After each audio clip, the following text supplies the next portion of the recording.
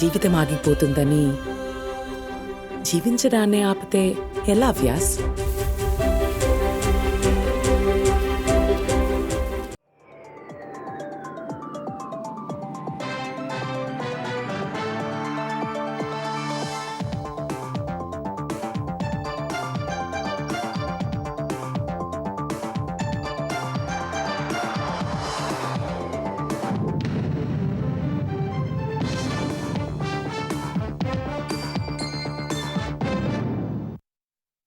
నమస్కారం, ETV news కి స్వాగతం. ముందుగా ముఖ్యాంశాలు. తెలంగాణలో ఘనంగా రాష్ట్ర అవతరణ వేడుకలు. 2047 నాటికి $3 ట్రిలియన్ ఆర్థిక వ్యవస్థగా తీర్చిదిద్దడమే లక్ష్యమన్న రేవంత్ రెడ్డి. భూభారతిపై రేపటి నుంచి తెలంగాణ అంతటా రెవెన్యూ సదస్సులు. అధికారులు గ్రామాలకు వచ్చి దరఖాస్తులు స్వీకరిస్తారన్న పొంగులేటి. పోలవరం బనకచెర్లకు 81,000 కోట్లతో ఏపీ సర్కారు ప్రతిపాదనలు. భవిష్యత్తులో స్వీయ ఆర్థిక ప్రాజెక్టుగా ఉంటుందని కేంద్రానికి నివేదన. కొల్లేరు సమస్య పరిష్కారంపై సీఎం సమీక్ష. ప్రజల ఇబ్బందులను మానవీయ కోణంలో చూడాలని సూచన. కాలుష్యాన్ని అడ్డుకోవాలని ఆదేశం. అమరావతిలో 3,673 కోట్ల విలువైన పనులకు చంద్రబాబు అనుమతి. టెండర్లు దక్కించుకున్న సంస్థలు వెంటనే పనులు చేపట్టాలని సూచన. జేఈఈ అడ్వాన్స్డ్ ఫలితాలు విడుదల. ఢిల్లీ జోన్కు చెందిన రజిత్ గుప్తాకు మొదటి ర్యాంక్. ఈడబ్ల్యూఎస్ ఓబీసీ కేటగిరీల్లో తెలుగు విద్యార్థుల సత్తా. ఈశాన్య రాష్ట్రాల్లో కొనసాగుతున్న వరద బీభత్సం. సిక్కింలో కొండ చర్యలు విరిగిపడి 3 జవాన్ల మృతి. మణిపూర్లో వేలాది ఇళ్లు ధ్వంసం.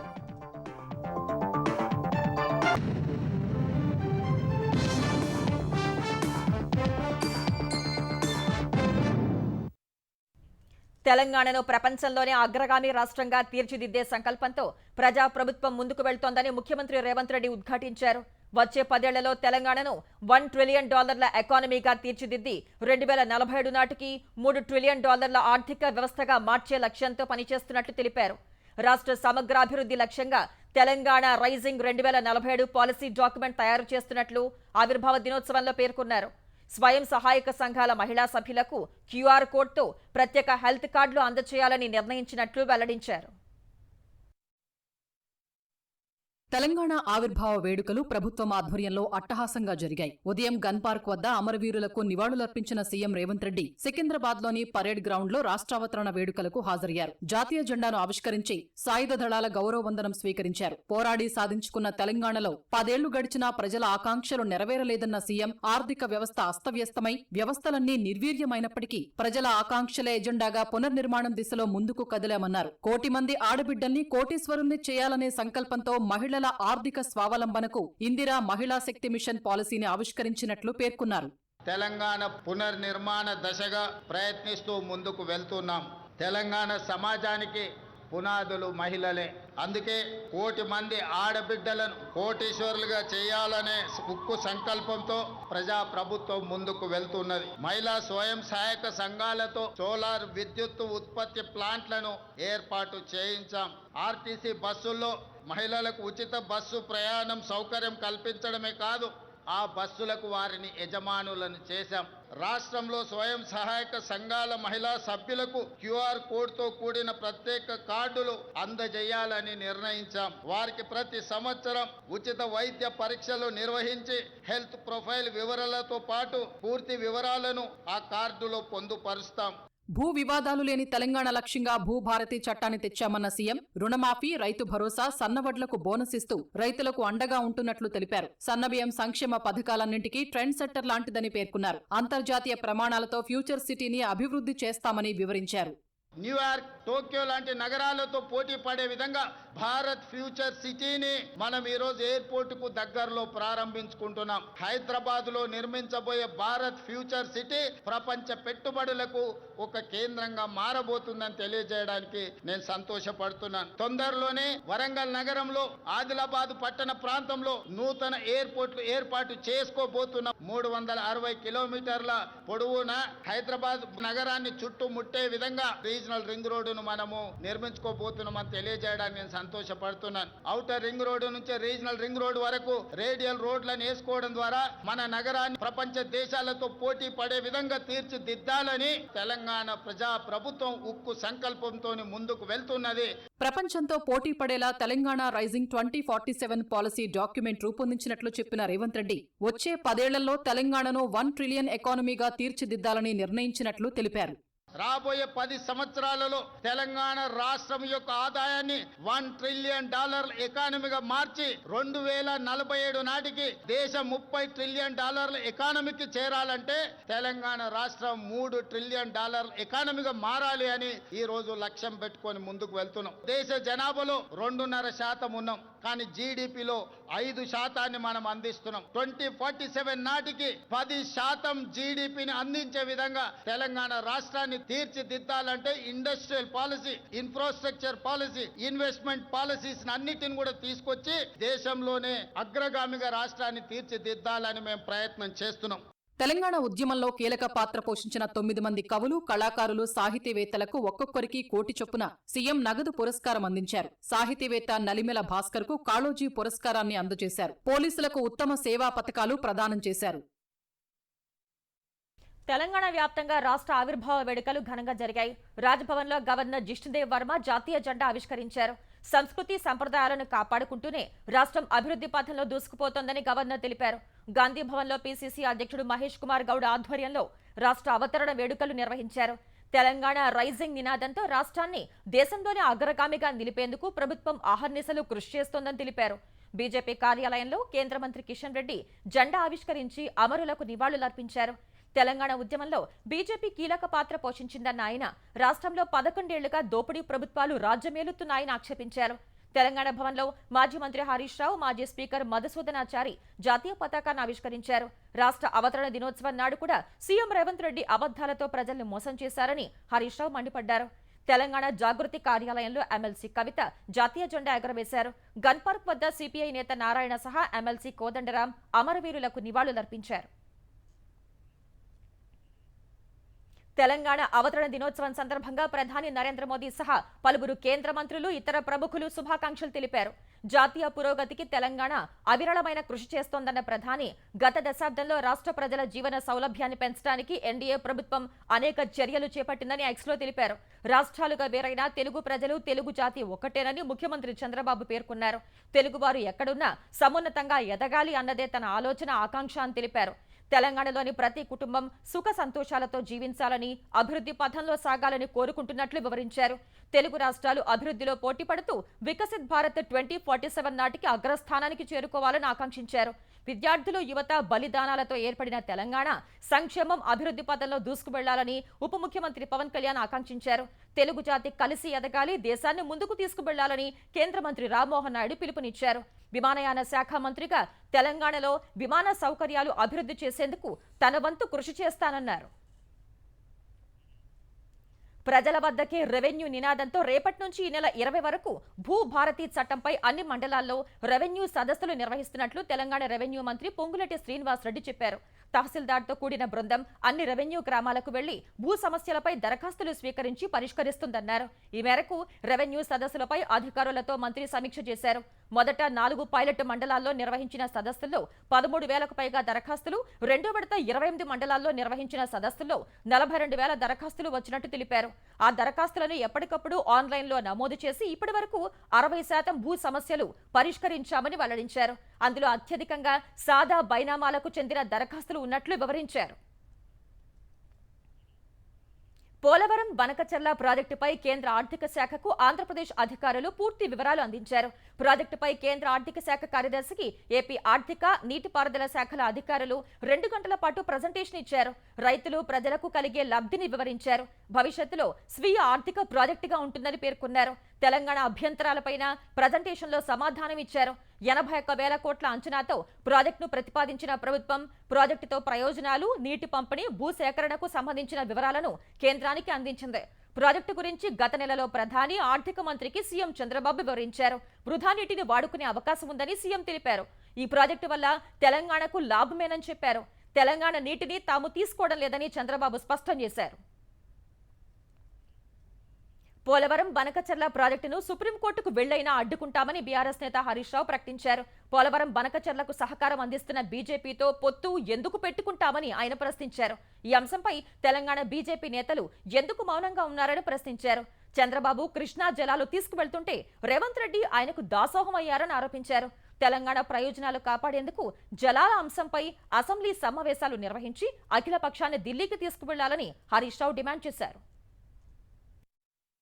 ఇవాళ పోలవరం జాతీయ ప్రాజెక్ట్ ఇవ్వడం కాక బనకచెర్ల గోదావరి లింకుకు తెలంగాణలో గోదావరి నీళ్లకు అన్యాయం చేసే అక్రమ ప్రాజెక్టుకు వత్తాసు బలికి నిధులిస్తున్నదే బీజేపీ. గోదావరి బనకచెర్ల మీద కిషన్ రెడ్డి మాట్లాడాడు, బండి సంజయ్ మాట్లాడాడు, ఈటల రాజేందర్ మాట్లాడాడు. ఎందుకు మాట్లాడరు అని నేను అడుగుతా ఉన్నా. ఆ బనకచెర్ల గోదావరి ప్రాజెక్టు తెలంగాణ అది శాపం కాబోతుంది. అది కడితే గోదావరి జలాల్లో తెలంగాణకు తీవ్రమైనటువంటి నష్టం జరుగుతుంది. ఈ కాంగ్రెస్ దద్దమ్మ ప్రభుత్వాన్ని కృష్ణా నదిలో మొన్న 65 టీఎంసీలు తక్కువ వాడి మన హక్కును కూడా వాడుకునే తెలివితేటలు లేవు. గోదావరి బనకచెర్ల ప్రాజెక్టు ఆపే విషయంలో కాంగ్రెస్ ప్రభుత్వం పూర్తిగా ఫెయిల్ అవుతున్నటువంటి పరిస్థితి ఉంది.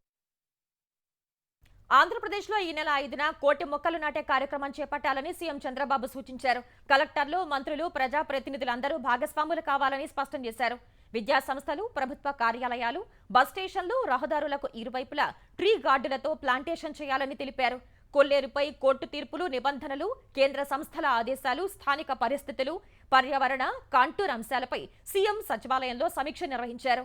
పర్యావరణ పరంగా కీలకమైన కొల్లేరు సరస్సును పరిరక్షించుకోవాల్సిన అవసరం ఉందని స్పష్టం చేశారు. ఆ ప్రాంతంలో ఉన్న ప్రజల సమస్యల్ని మానవీయ కోణంలో పరిష్కరించాల్సిన అవసరం ఉందని వ్యాఖ్యానించారు.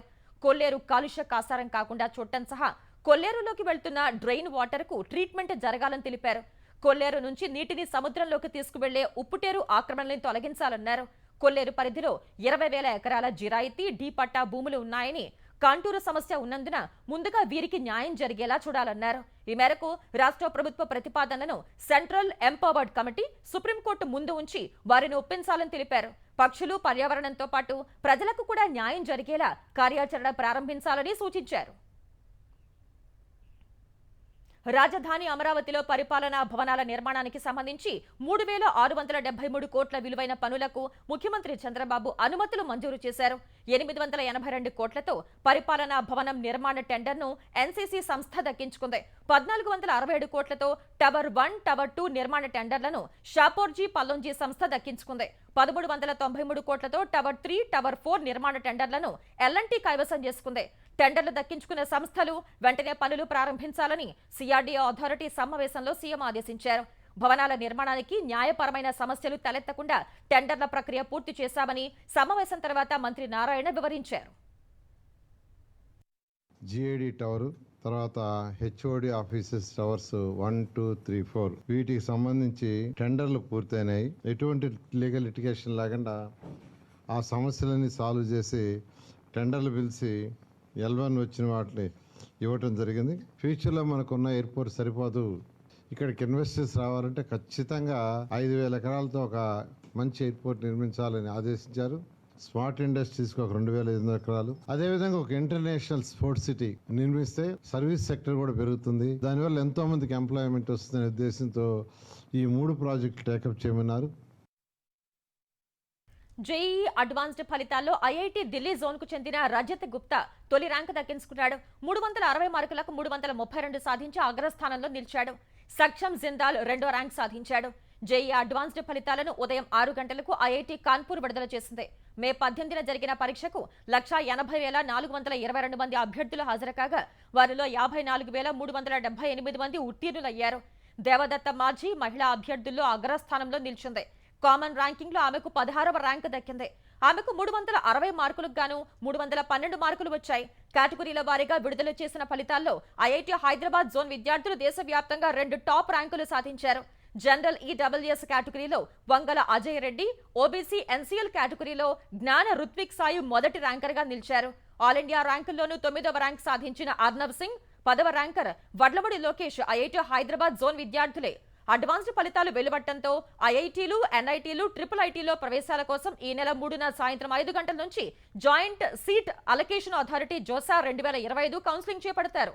సీట్ల భర్తీకి ఈసారి 6 విడతల్లో జోసా కౌన్సిలింగ్ జరగనుంది.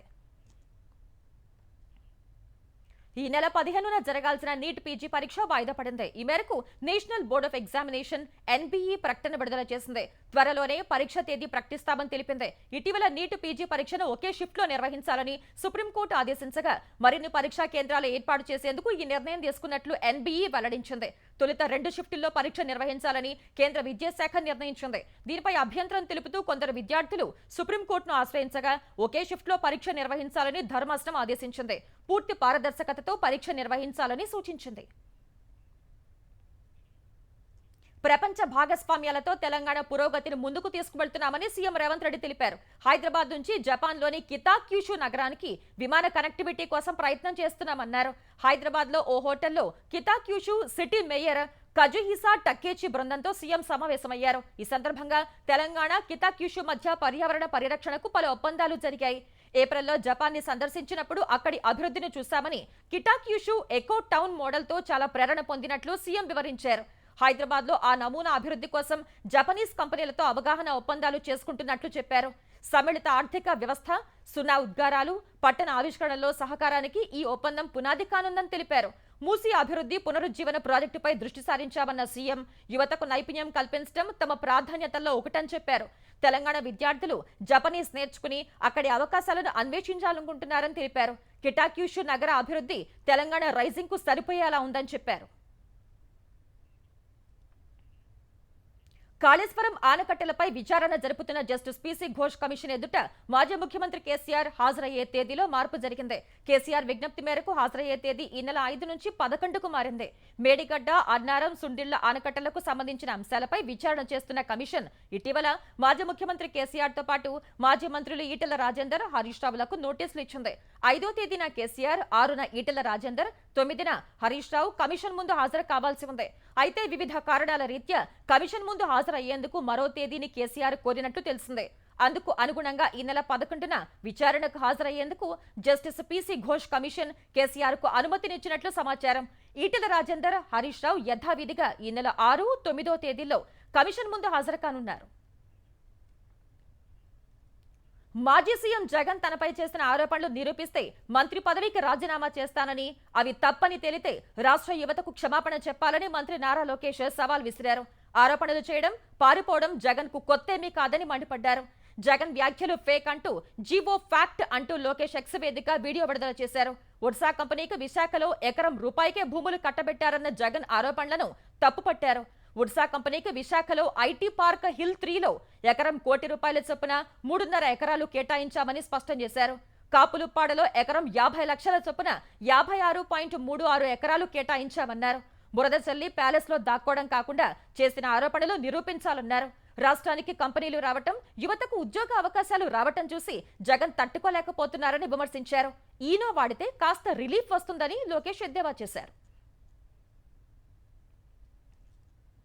ఆంధ్రప్రదేశ్లో నదీ జలాలు, సాగునీటి కాలువలపై జల రవాణాను అభివృద్ధి చేయనున్నట్లు రోడ్లు, భవనాలు, పెట్టుబడుల శాఖ మంత్రి బీసీ జనార్దన్ రెడ్డి తెలిపారు. విజయవాడ ప్రకాశం బ్యారేజీ ఎగువన బోటు మారథాన్ను ప్రారంభించిన మంత్రి ఏపీలో జల రవాణాను 3 పెంచేలా చర్యలు తీసుకుంటామన్నారు. భవిష్యత్తులో ప్రకాశం బ్యారేజీ ఎగువ నుంచి రాజధాని అమరావతికి జల రవాణా అభివృద్ధి చేస్తామన్నారు. కృష్ణా, గోదావరి సహా నదులు, సాగునీటి కాలువల ద్వారా ప్రయాణికుల్ని తక్కువ ఛార్జీతో సురక్షితంగా గమ్యస్థానాలకు చేరుస్తామని చెప్పారు. ఆంధ్రప్రదేశ్లో మాచర్ల, తిరువూరు మున్సిపల్ చైర్మన్ పీఠాలను తెలుగుదేశం పార్టీ కైవసం చేసుకుంది. మాచర్ల మున్సిపల్ చైర్మన్ గా 29వ ward councillor Sheikh Madar Saheb, vice chairman గా ఎర్రకుల సిద్ధమ్మ ఏకగ్రీవంగా ఎన్నికయ్యారు. గత చైర్మన్ తురకా కిషోర్ పదవి కోల్పోగా ఆ స్థానానికి అధికారులు మళ్లీ ఎన్నిక నిర్వహించారు. అటు తిరువూరు నగర పంచాయతీపై కూడా తెలుగుదేశం జెండా ఎగిరింది. తిరువూరు నగర పంచాయతీ చైర్పర్సన్ గా కొలికిపోగు నిర్మల ఎన్నికయ్యారు. గత వారం ఉద్రిక్తతల మధ్య వాయిదా పడిన తిరువూరు నగర పంచాయతీ చైర్మన్ ఎన్నికను ఇవాళ నిర్వహించారు. చైర్మన్, వైస్ చైర్మన్లను ఎంపికైన వారిని కౌన్సిలర్లంతా అభినందించారు.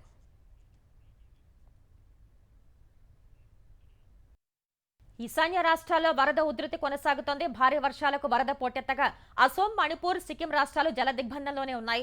సిక్కింలోని చటెన్ ప్రాంతంలో సైనిక క్యాంపై కొండ చర్యలు విరిగిపడి 3 భద్రతా సిబ్బంది మరణించారు. మరో 6 ఆచూకీ గల్లంతైంది. ఆదివారం రాత్రి భారీ వర్షం కారణంగా ఈ ప్రమాదం జరిగిందని సైనికాధికారి తెలిపారు. గల్లంతైన వారిని కాపాడేందుకు సహాయక బృందాలు నిర్విరామంగా శ్రమిస్తున్నాయని వెల్లడించారు. అసోంలోని బ్రహ్మపుత్ర ఇతర నదులు ఉప్పొంగి కజిరంగా జాతీయ పార్కులోని లోతట్టు ప్రాంతాల్లోకి నీరు చేరింది. రహదారిపైకి జంతువులు రాకుండా ఎక్కడికక్కడ బ్యారికేడ్లు ఏర్పాటు చేశారు. మణిపూర్లో నదులు ప్రమాదకరంగా ప్రవహిస్తుండగా 3,365 ఇళ్లు దెబ్బతిన్నాయని అధికారులు తెలిపారు. 19,000 మంది ప్రజలు వరదల కారణంగా ప్రభావితమయ్యారని చెప్పారు. ఇంఫాల్లోని Nehru institute of medical science college ప్రాంగణంలోకి నీరు చేరటంతో రోగులను ఇతర ఆసుపత్రులకు తరలించారు. మిజోరాంలోని అనేక ప్రాంతాల్లో మట్టి చర్యలు, కొండ చర్యలు విరిగిపడగా పాఠశాలలకు సెలవులు ప్రకటించారు. విమానయాన రంగంలో ప్రపంచంలోని ప్రముఖ కంపెనీలకు భారత్ అద్భుతమైన పెట్టుబడి అవకాశాన్ని అందిస్తుందని ప్రధాని నరేంద్ర మోదీ అన్నారు. 2030 నాటికి నిర్వహణ, మరమ్మత్తు, ఓవర్హాల్ విభాగం పరిణామాన్ని $4 బిలియన్ పెంచాలని దేశం లక్ష్యంగా పెట్టుకున్నట్లు తెలిపారు.